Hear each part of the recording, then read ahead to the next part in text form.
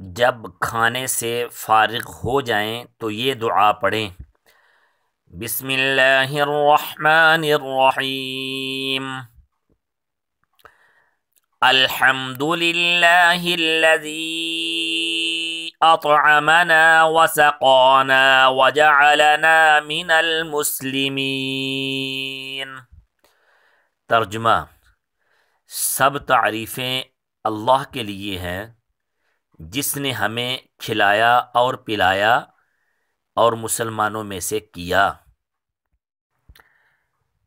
جب کسی کے گھر کھائیں تو یہ دعا بھی پڑھیں: بسم اللہ الرحمن الرحیم، اللہم اطعم من اطعمنی واسق من سقانی۔ ترجمہ: اے اللہ، کھلا اس کو جس نے مجھے کھلایا اور پلا اس کو جس نے مجھے پلایا۔